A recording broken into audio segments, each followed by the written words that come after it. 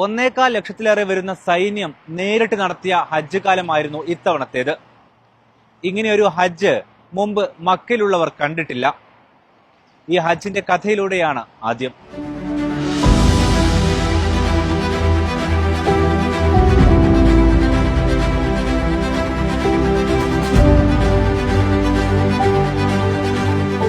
സാധാരണ ഒരുക്കം പോലെയല്ലായിരുന്നു ഇത്തവണ ഹജ്ജിനുള്ള ഒരുക്കം.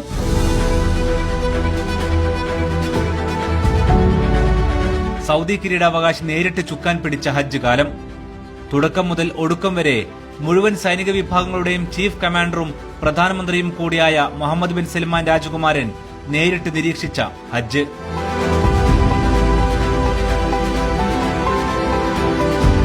ആദ്യം മക്കയിലേക്ക് നിയന്ത്രണം പ്രഖ്യാപിച്ചു. വെറും നിയന്ത്രണമല്ല, എല്ലാ തവണയും പറയുന്നത് പോലെയുമല്ല, അനധികൃതമായി മക്കയിലെത്തുന്നവരെ തടയുമെന്ന് പ്രഖ്യാപിച്ച ആദ്യത്തെ ഹജ്ജ് കാലം. തീർത്ഥാടകർക്ക് മാത്രമായി മക്ക വിട്ടുകൊടുത്ത ഹജ്ജ്.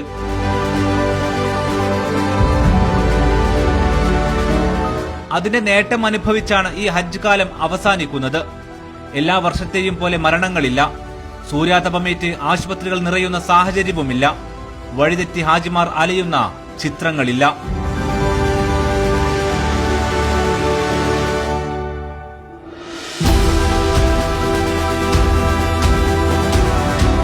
ഒന്നേകാൽ ലക്ഷത്തിലേറെ സൈനിക സുരക്ഷാ വിഭാഗം ഒന്നിച്ചിറങ്ങിയപ്പോൾ മക്ക വിജനമായി. അള്ളാഹുവിന്റെ അതിഥികൾ അവനിലേക്കുള്ള വഴികളിലൂടെ നീങ്ങി.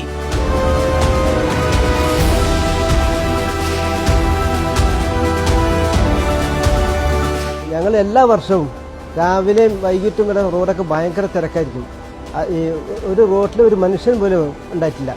അത്രയും നല്ല രീതിയിലാണ് ഹാജിമാർ മീനയിലേക്ക് എത്തിയതും മീനയിൽ നിന്ന് അറഫയിലേക്ക് എത്തിയതും. ഇവിടുത്തെ നിയമപാലകന്മാർ വളരെയധികം നിയന്ത്രണം ഹാജിമാർക്ക് കൊടുത്തിട്ടുണ്ട്. അതുപോലെ തന്നെ പുറത്തുനിന്നുള്ള ഹാജിമാർ, അതായത് അനധികൃതമായിട്ടുള്ള ഹാജിമാർ ഇല്ലാത്തതിൻ്റെ പേരിൽ യഥാർത്ഥ ഹാജികൾക്ക് ഹജ്ജ് ചെയ്യാനുള്ള വളരെ സൗകര്യപ്രദമായ രീതിയാണ് ഈ വർഷം ഉണ്ടായിട്ടുള്ളത്.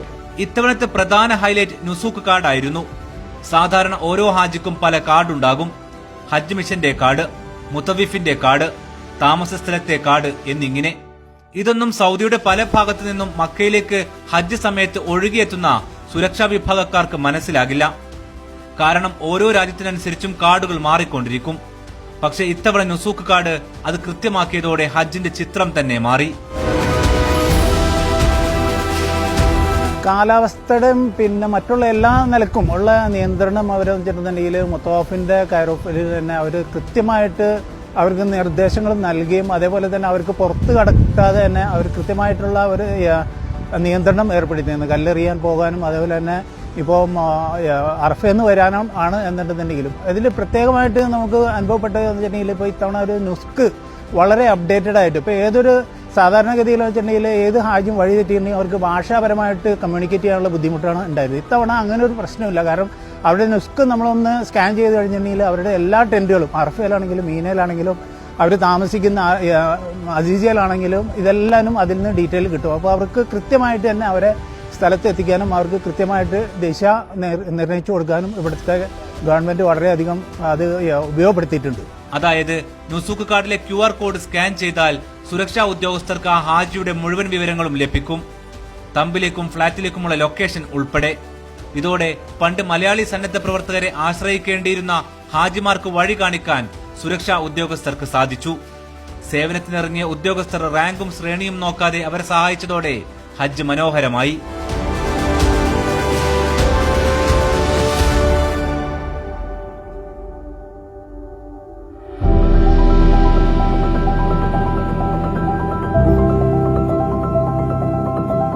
എല്ലാ വർഷവും ഹാജിമാർക്കുണ്ടാകുന്ന വെല്ലുവിളി രണ്ടിടങ്ങളിലാണ്. ഒന്ന് അറഫയിൽ. അവിടുത്തെ കഥ പറയാം.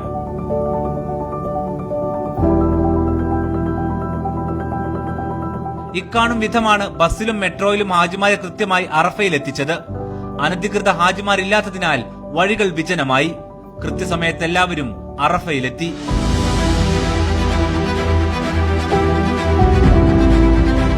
അറഫയിലെത്തുന്ന ഹാജിമാർ സാധാരണ നിർദ്ദേശം ലംഘിച്ച് പുറത്തിറങ്ങും. ജബലുർ റഹ്മ കുന്നിൽ കയറാനോ നെമിറ പള്ളിയിൽ എത്താനോ ആണ് ഈ നീക്കം. പക്ഷേ 3 ലക്ഷത്തിലേറെ പേർ നിറയുന്ന നെമിറ പള്ളിയിൽ നിന്നും ആളുകൾ പുറത്തിറങ്ങുമ്പോൾ വഴി തെറ്റും. ഇത്തവണ അത് തടഞ്ഞു. പള്ളി നിറഞ്ഞതോടെ നേരത്തെ ഇവിടേക്കുള്ള വഴി അടച്ചു. ജബലുർ റഹ്മയിലേക്കും പ്രവേശനം ഒരു വഴി മാത്രമാക്കി.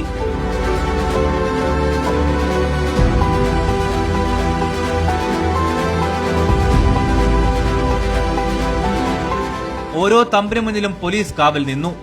തമ്പിൽ നിന്നും പുറത്തിറങ്ങിപ്പോകുന്നവർക്ക് തിരിച്ചു കയറാൻ സാധിക്കില്ലെന്ന് പറഞ്ഞതോടെ ഹാജിമാർ തമ്പുകളിൽ തങ്ങി. ഹാജിമാർ തങ്ങുന്ന പ്രദേശം ജബലുർ റഹ്മക്ക് താഴെയാണെങ്കിലും പലരും അത് കേൾക്കാതെ പോകാറാണ് പതിവ്. അങ്ങനെയാണ് വഴി തെറ്റാറുള്ളതും. പ്രാവശ്യം വളരെയധികം നല്ല സജ്ജീകരണങ്ങൾ അവർ ഒരുക്കിയിട്ടുണ്ട്.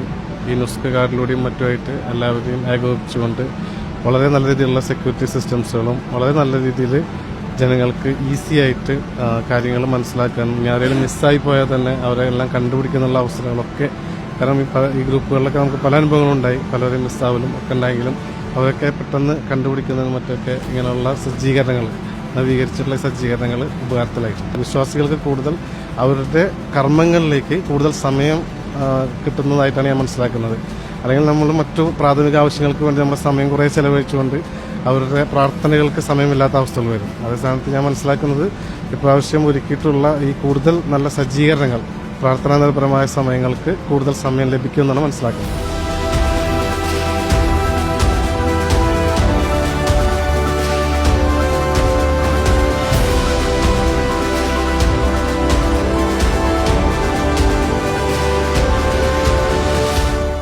അറഫ ദിനത്തിൽ ആർക്കും വെയിലേൽക്കാത്ത തരത്തിലായിരുന്നു ക്രമീകരണം. കഴിഞ്ഞ വർഷം 1000-ഓളം പേർ മരണപ്പെടുകയും 3000-ലേറെ പേർക്ക് സൂര്യാതപവും ഉണ്ടായിരുന്നു. സൗദി ആരോഗ്യ മന്ത്രാലയം ഈ കണക്ക് പുറത്തുവിട്ടതാണ്. നിയന്ത്രണം കർശനമാക്കിയതോടെ ഇത്തവണ അത് 90% കുറഞ്ഞു. നല്ല സൗകര്യം ഇവിടെ ഉണ്ട്. കാരണം മുമ്പത്തെ അപേക്ഷിച്ചിട്ട് കാരണം വളരെ ആൾക്കാർ മരിച്ച സമയമുണ്ടായിരുന്നു. ഇപ്പോഴും ഒരു ഭാഗത്ത് ശരിക്കും പോകാനും വേറൊരു ഭാഗത്ത് കൂടി തിരിച്ചു വരാനുള്ള സൗകര്യമാക്കിയിട്ടുണ്ട്. കാരണം അവരെ ഈ നുസുക്ക് ഏർപ്പെടുത്തിക്കൊണ്ട് പിന്നെ പരക്കെ ആൾക്കാർ കയറി വരാൻ കഴിയില്ല. ഒരാൾക്കും ഓരോ ഭാഗത്തായിട്ട് അവർ ശരിക്കും ചെക്ക് ചെയ്തിട്ട് തന്നെ കയറണം. നല്ല ഇതായിട്ടുണ്ട്. വളരെ സൗകര്യം തന്നെയാണ്. അറഫയിലെ പല വഴികളിലും കൂടുതൽ മികച്ച സൗകര്യങ്ങൾ ഒരുക്കിയിരുന്നു. മുസ്തലിഫയിലും സമാനമായിരുന്നു സംവിധാനം. മിനയിലേക്കുള്ള വഴികളിലുടനീളം റോഡുകൾ ചൂടാകാതിരിക്കാനുള്ള സംവിധാനവും പരമാവധി ഇത്തവണ നന്നാക്കിയെടുത്തു. ആരോഗ്യ സംവിധാനവും ഇത്തവണ വിപുലമായിരുന്നു. 900 ആംബുലൻസുകൾ, എമർജൻസി ഇവാക്വേഷന് 13 എയർ ആംബുലൻസുകൾ, 10,000-ലേറെ ആരോഗ്യ പ്രവർത്തകർ. മിനയിലും അറഫയിലും പുതിയ മെഡിക്കൽ സംവിധാനങ്ങൾ. സ്വകാര്യ മേഖലാ സ്ഥാപനങ്ങൾ കൂടി മിനയിലും അറഫയിലും ആശുപത്രി മേഖലയിൽ പ്രവേശിപ്പിച്ചതോടെ കൂടുതൽ സൗകര്യങ്ങളായി.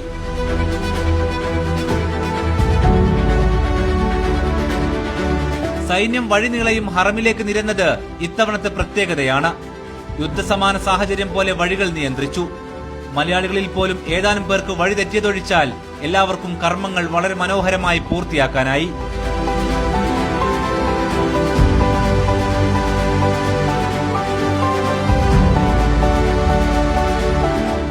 സാധാരണ എല്ലാത്തരം വിസക്കാരും മക്കയിലുണ്ടാകും. വിസിറ്റ് വിസക്കാർ ഉൾപ്പെടെ അവരിൽ പലരും അനുമതിയില്ലാതെ പല മാർഗത്തിലൂടെ ഹജ്ജിനെത്തും. ഇതോടെ മിനായിൽ ഹാജിമാരെത്തിയാൽ നിറഞ്ഞു കവിയും, വഴി തെറ്റും. ഇത്തവണയും പല രൂപത്തിൽ മക്കയിലേക്ക് കടക്കാൻ ശ്രമങ്ങൾ ഉണ്ടായിരുന്നു. അത് ഇക്കാണും വിധത്തിലെല്ലാം തടഞ്ഞു.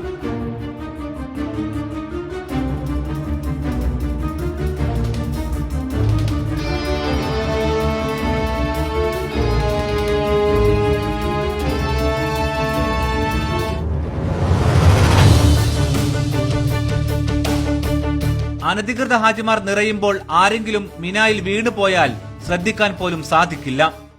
ഇത്തവണ കഥ മാറി. മിനായിൽ പോലും ഹജ്ജ് പരിശോധന കർശനമാക്കിയതോടെ അനധികൃതരില്ല. വഴി ഹാജിമാർക്കു വേണ്ടി കാലിയായി കിടന്നു.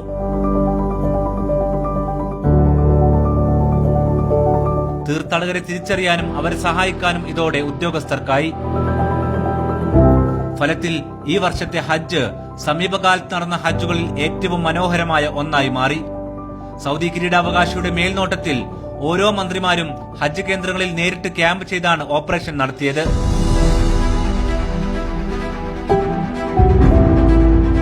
സാധാരണ മലയാളി സന്നദ്ധ സംഘടനകൾ വ്യാപകമായി രംഗത്തിറങ്ങാറുണ്ട്. വഴിതെറ്റുന്നവരെ സഹായിക്കാനും ആവശ്യമായ സൗകര്യങ്ങൾ ഒരുക്കാനുമാണ് ഇത്.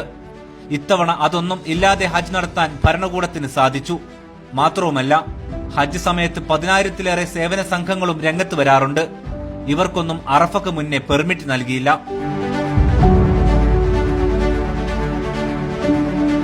ഇതോടെ അടുത്ത വർഷങ്ങളിൽ ഹജ്ജ് എങ്ങനെ മാറുമെന്ന സൂചനയുണ്ട്.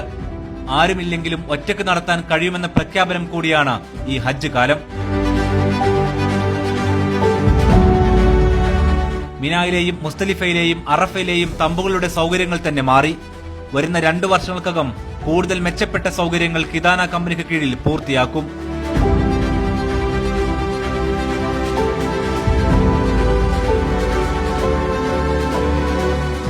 ഒന്നുറപ്പാണ്, ഇനി ഹജ്ജിനെത്തുന്നവർ ഒരു വഴിയിലും കുടുങ്ങില്ല. ഇത് സൗദി നേരിട്ട് തന്നെ സമ്പൂർണമായി ഏറ്റെടുത്തു കഴിഞ്ഞു. ആരുമില്ലെങ്കിലും അവരൊറ്റയ്ക്ക് തന്നെ വിജയകരമായത് പൂർത്തിയാക്കും. അതിന്റെ കൂടി തെളിവാണ് ഇത്തവണത്തെ ഹജ്ജ്.